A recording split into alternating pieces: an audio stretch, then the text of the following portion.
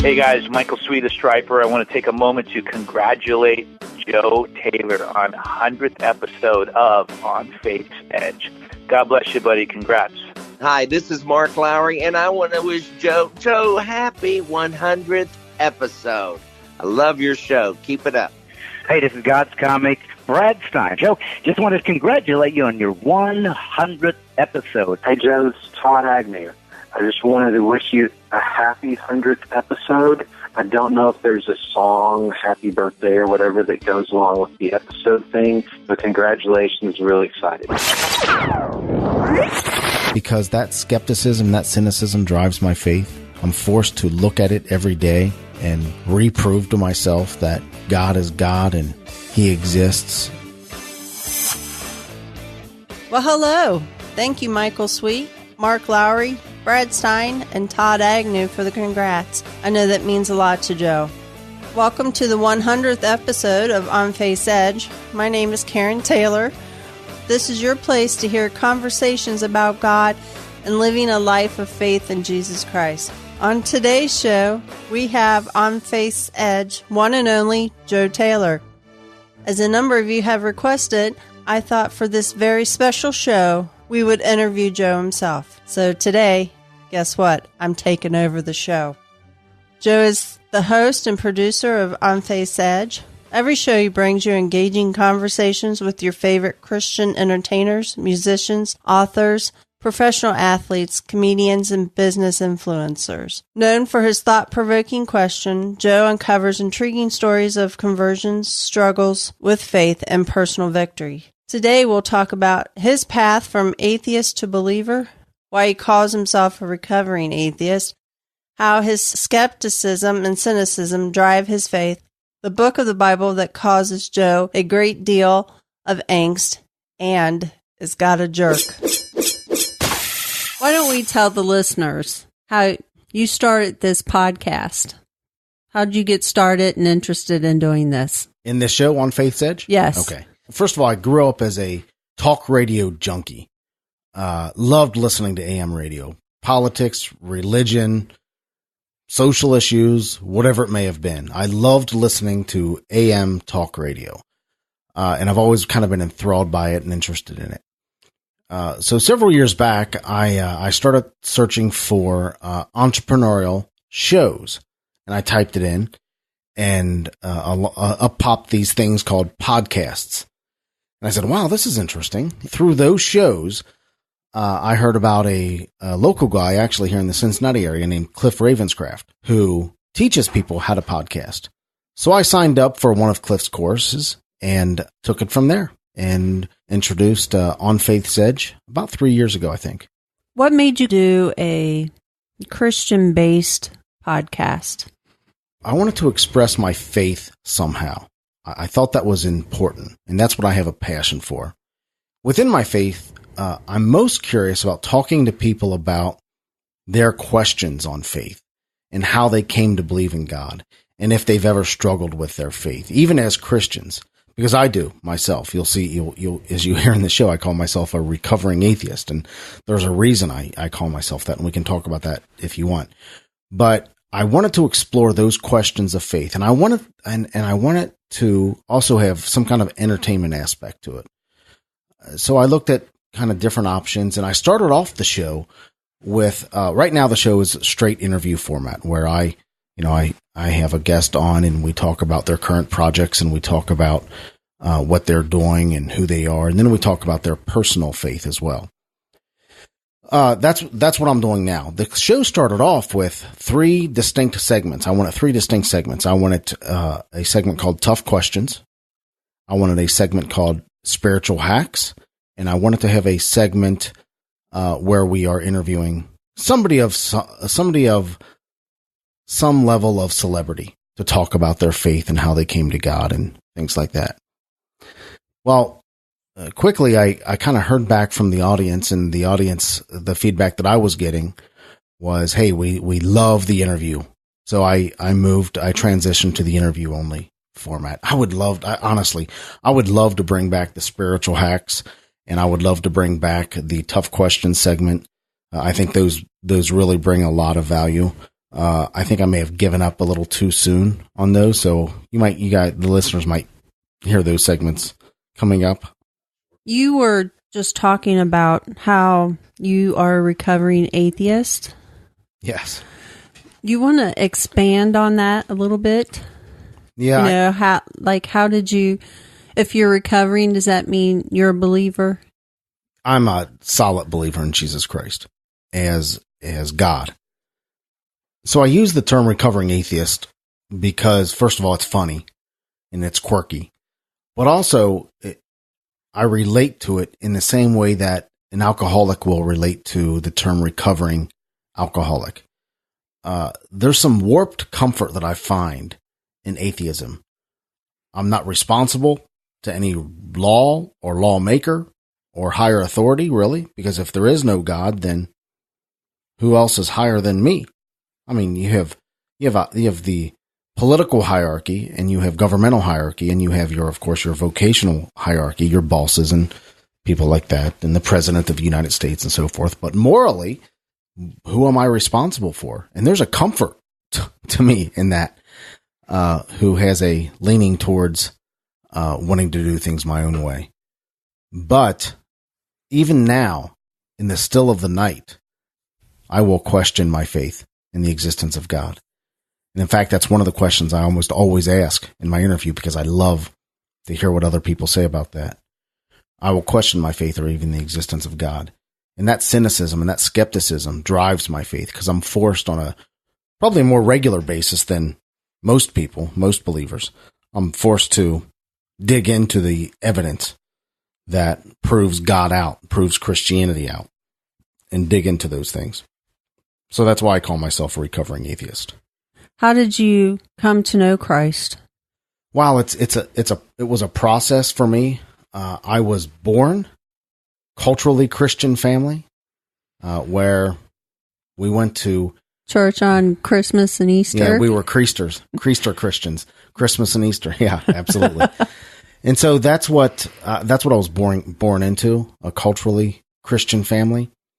No real faith foundation to our family whatsoever. I mean, we went to, every once in a while, we'd go to a little church on the corner called Trinity Hill United Church of Christ, as I think was the name of it. And I did some stuff there, but it was never any kind of firm or serious faith foundation in my family. As I grew into adulthood, late teens, I kind of stopped believing in God and the whole thing. It didn't make sense to me.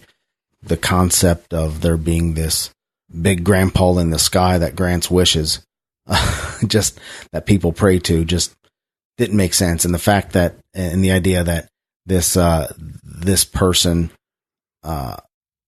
created everything, and if he created everything, why is everything such a mess? Why is everything such a mess? And that's how I came to atheism. Well, I think sometimes teenagers are like that. You know, even teenagers that grow up through the church, they kind of fall away, but they find their way back. Do you think that was more of it? No, I didn't believe in God. I had made that decision that there was no God. I just didn't. It wasn't one of those situations where I still believed in God, but I wanted to live my own life. Because Christianity was not a firm foundation for me anyway. Okay. It was just, I didn't fall away from the church because I didn't really have anything to fall away from. What I thought at the time was matured into a more reasonable belief system, which was atheism. The idea that there is no God. What we have here, what we can see, touch, feel is really all there is. Yeah, right. Exactly. And I don't know what happened to make me go down the path of to make sure. I think I just wanted to make sure. You know, I heard a lot about Christianity, and there were some people coming into my life that were believers.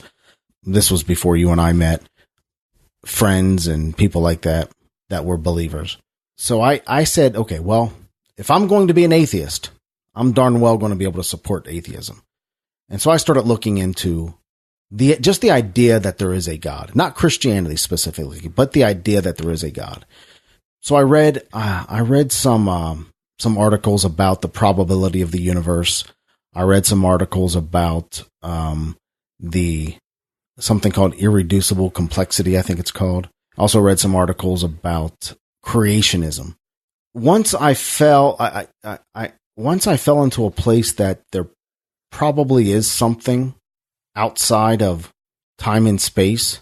Once I fell into a place that there was a creator and that there is truth. And it's funny how I came to that. I came to that through this process. I started listening to a show called Let My People Think by Ravi Zacharias. Yes, I love Ravi. Yeah, you remember Ravi. And I think by that time, you and I probably had met at that time. When we met, I wasn't going to church, obviously. I mean, we could tell some stories about the type of person I was. Well, I don't really want to talk about that, but I do remember you asking about if God's so, powerful that can he make a rock so big he can't pick it up? Or yeah, that was my very cerebral, very logical go-to question. If God's so big, can he make a rock? If God's all powerful, can he make a rock so big that even he can't lift it? Yeah, and I'm like, why would he want to do that? Yeah. When I started listening to Ravi Zacharias, I had not fallen into a place where I believed there was a God. I actually just kind of believed there was no truth. There's no such thing as truth. Your truth is your truth. My truth is my truth. And we just have different perceptions and truths in life. You can live your truth and I'll live my truth. And then I heard Ravi Zacharias tell a story once where he was having lunch or dinner with a Hindu or a Buddhist or whatever it might be. And they were debating faith and the tenets of their faith. And Ravi made a comment about truth. And he says, Ravi, you have to understand that there is no truth. Which is kind of what I believed as well. There is no truth. And Ravi said to this person, this friend of his, you're going to take that back by the time this conversation's over. And they continued the conversation. And when all was said and done, the guy once again said, Ravi, you have to understand, there is no truth. And Ravi said, is the statement you made true?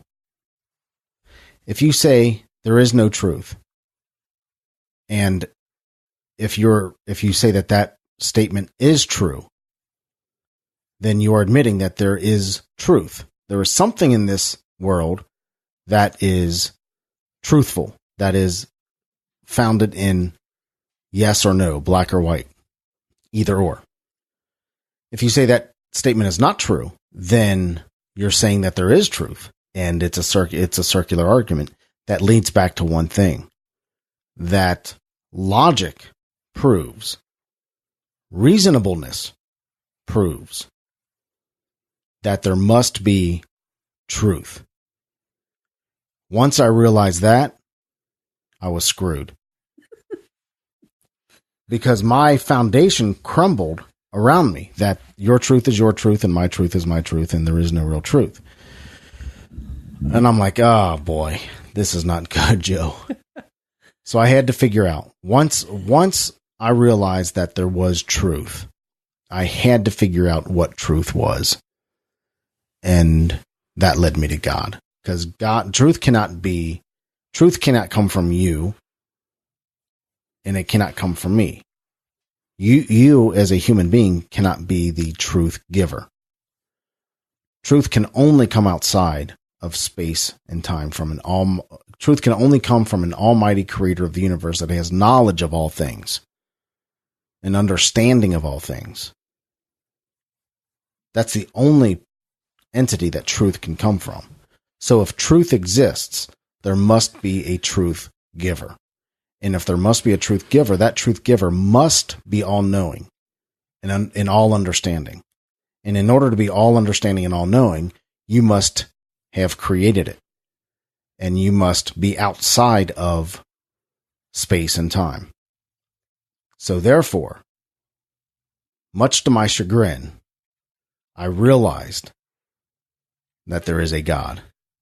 So from that point, I had to figure out, if there is a God, and believe me, I know this is taking a long time, but this the condensed version, believe it or not. If there is a God, what is the best representation of that God that we have here? Being a cultural Christian, I knew more about Christianity than most other religions, but I did do a reasonable level of due diligence into most major religions. Okay. And so I fell on Christianity as the only real logical belief system. There were four things about Christianity that really stood out to me. Number one is the historical accuracy of the Bible. That the Bible has never been... The Bible is presented as a historical document, not as a story of fables and good sayings. It is presented, and it presents itself as a historical document. And the historical accuracy of the Bible is unprecedented. There's never been an archaeological find that disproves the Bible. Time and time again, archaeological finds prove out the Bible. The second thing was the amazing ability of Jesus Christ to relate to and convey the human experience. Of all the great thinkers, let's just set aside the idea that Jesus is God.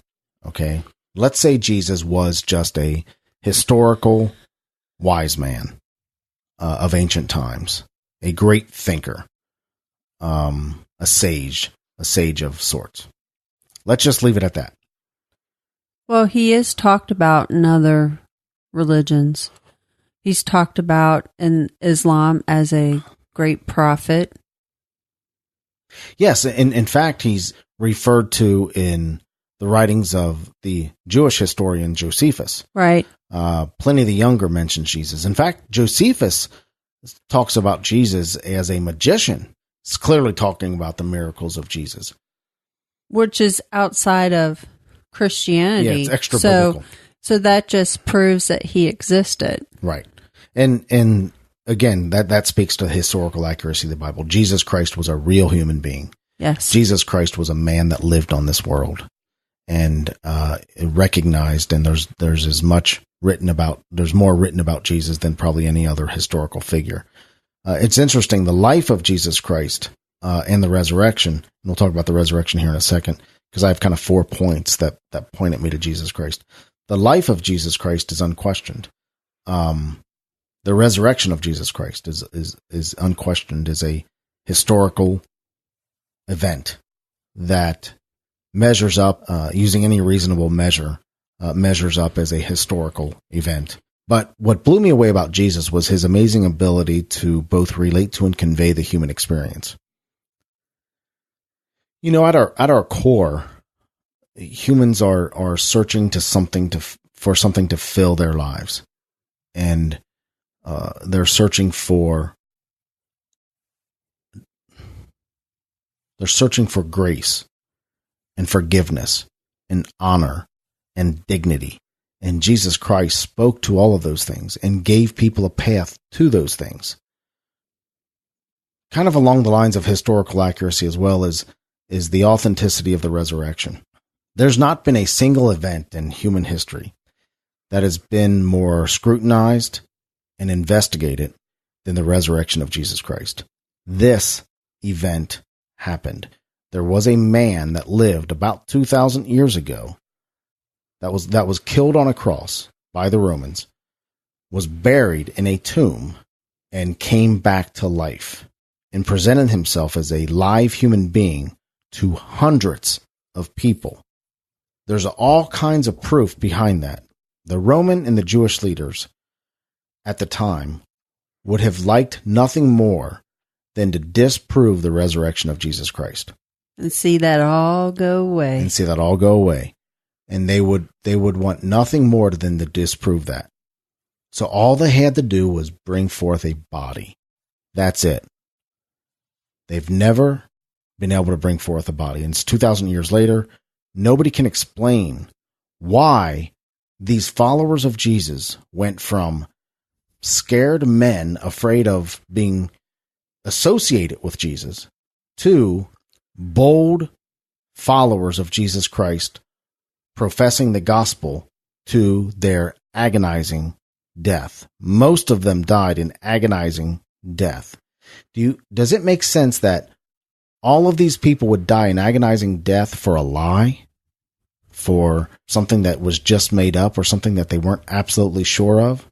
It just doesn't hold water. Doesn't hold water for me. Again, there's not a single event in human history that has been more scrutinized and investigated than the resurrection of Jesus Christ. And time again, the more investigation they do, that is done secularly. Something happened. Mm-hmm. Something happened. So you take that, and finally, the fact that in Christianity, God comes to man rather than man coming to God. In almost all other faiths, man is forced to make himself good enough to come to God. In Christianity, God came to man because he knew man was not good enough. God made himself man. So those four things: the historical accuracy of the Bible, the amazing ability of Jesus to both relate to and convey the human experience, the authenticity of the resurrection of Jesus Christ, and the fact that in Christianity, God comes to man, not man coming to God.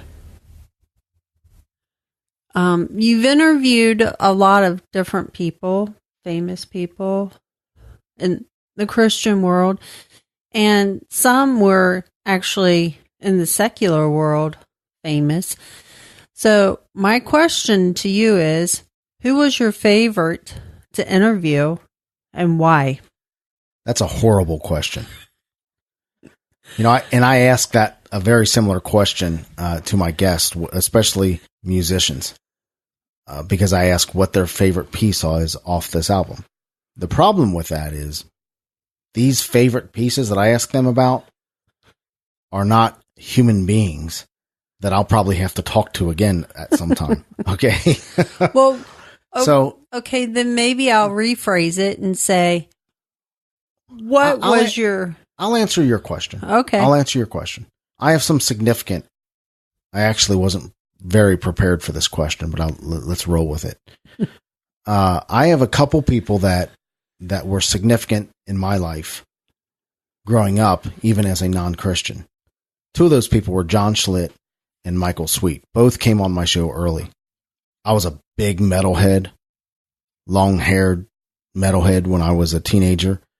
And along with groups like Iron Maiden, that was my band, Iron Maiden, Judas Priest, Ronnie James Dio, Black Sabbath, bands like that. Alongside of them was this band called Stryper, and Michael Sweet is the lead singer for Stryper, Soldiers Under Command. I wore that out, man.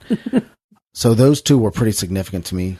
But also I think about, Dan Miller, who was early on the show.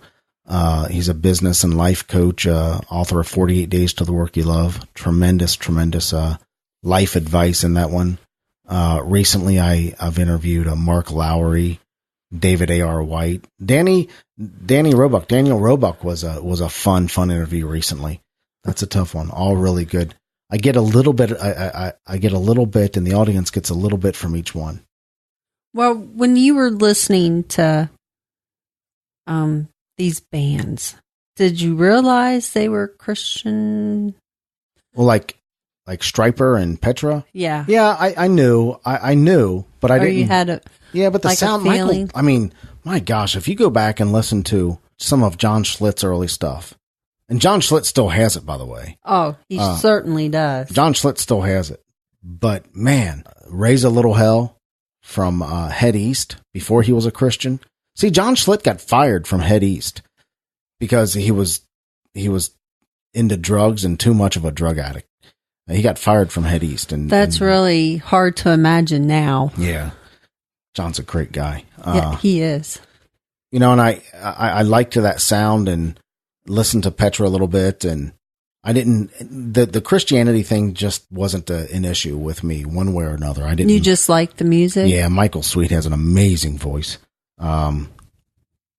He's definitely in my top 5 or 10 all-time heavy metal voices, along with Bruce Dickinson. There's nobody that measures to Bruce Dickinson from Iron Maiden. Rob Halford from Judas Priest, Brian Johnson from AC/DC, amazing rock voice. Yeah, I don't know where we're going, but yeah, I listened to those guys, and the Christianity thing wasn't that significant to me one way or the other. I didn't become a Christian because of Michael Sweet singing, although they threw Bibles out at the concerts that I was at. Okay. The next question I have, and I know you ask all your guests, is have you doubted your faith and doubted God? Yes. I probably do it more often than most people I know. I am constantly questioning my faith in the existence of God. I almost live in this skepticism or the cynicism. I pray to grow out of that, but somehow I think God holds me there because that skepticism, that cynicism drives my faith.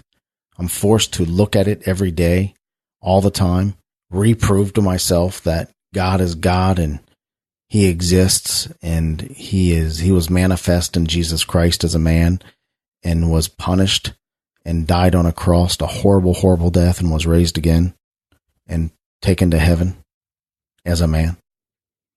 I'm forced to understand that on a consistent basis. I don't have a blind faith, I guess you would say. And it's a good thing. I think that's a gift. You, for example, have a lot of faith. You never question God or the existence of God or what God can do or the power of God or why God or anything like that. You never do. You just always put your trust in Him.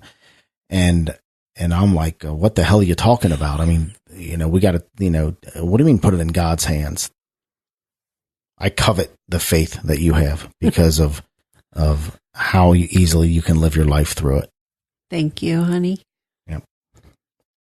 But I suck when it comes to it, man. I do. To answer your question directly, I question it all the time.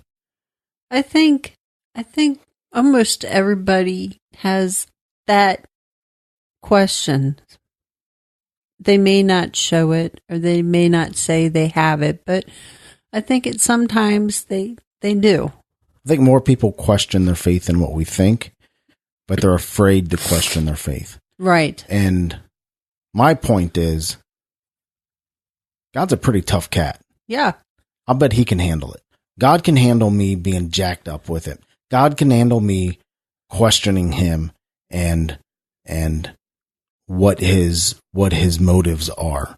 I think the angry God that we see in Job was for a moment, frankly, and it's not the God that is represented in the New Testament through Jesus Christ. I don't know how that worked, but I don't think that personality of God is manifesting Himself anymore. God basically said, "Don't you question me. Who are you to question me? Who are you to ask me what my motives are and what I'm doing?" And God got pretty jacked up. I get screwed up when I think about Job. It seems like I don't understand the motive behind it and why put this man through this. That's because the devil said, "I bet he will lose his faith if you did this." Right. And God did it just to prove the devil wrong. Yeah, but God put Job through a lot of crap. Well, sure. In my mind, needlessly. Then He blessed Job. Yeah, He did. He blessed Job. But what about? He did those things to prove to Satan that he's not going to lose his faith in me. He will trust me throughout whatever. Yes, I understand that. Job never gave up his faith. Right. And it's an example for all of us to look at everything Job went through, and Job still stayed firm in his faith. Mm-hmm. But God was a jerk, man, to put this man through all of this. It's not like He brought his original kids back to him or his original wife back to him. He got a new wife and new kids and new lands and all that other stuff, but those original kids, that original wife he didn't get them back. So anyway, I get pretty upset with Job, the book of Job. And it's there because it shows that God is all powerful and He can do what He wants to do. He's God for His sake. For crying out loud, if you want proof that God is God, just look at the book of Job. He can be who He wants to be, even a jerk, to prove that He's loving. Does that make sense? Mm-hmm. That's the way I look at Job, that God is a jerk to prove how loving He is. Oh boy, I won't sleep tonight. Stay away from me. Lightning's going to strike somewhere. I love God. I love God. I love the love of Jesus Christ.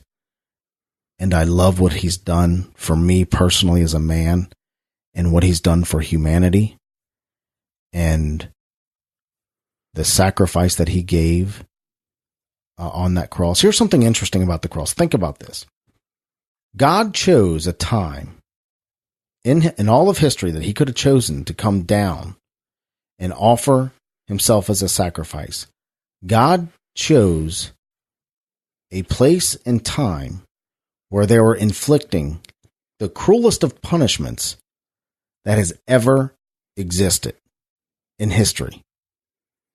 Crucifixion. Flogging, then crucifixion. The flogging in and of itself killed most people. If they made it to the crucifixion, it's an agonizing, long, drawn-out death that is just unfathomable. God picked that period of time to make himself man and take the punishment for all of humankind's sin. Let that sink in for a second. I love God, and I love Jesus, and what he did for me and for you and for mankind is unfathomable. So, the comments I made about Job, sorry. Still just I don't get it. What would you say to that person on Faith's Edge? I've thought a lot about that question because, again, I end every interview with this question, almost every interview with this question. If you've made it to Faith's Edge, that means you are to the point of believing or not believing. You have enough evidence to go either way. I would ask you to sincerely open your heart to God and ask him to lead the way. And go into the scriptures. Find yourself a trusted mentor within Christianity, a pastor, a priest, a messianic Jewish rabbi, whatever it might be, and ask them to guide you through this. Even if you don't believe in God, ask him. Some of the most sincere prayers that can be prayed is, God, I don't even know if you exist, but if you do, I need you to show me the way. And then make yourself aware of what's going on around you. See where God is pointing you and pay attention. Go into the New Testament and just start reading. I'd probably start with the book of John and just ask God to earnestly speak to you. And I'll bet he does. But don't expect a miraculous change just because of that. I read a book and did a study several years ago. I think we did it together, called Experiencing God. And one of the biggest things I got out of that book was the idea that when God shows you his work, that's his invitation to join him in his work. So if you want to know what God wants for you, look to see what God is doing.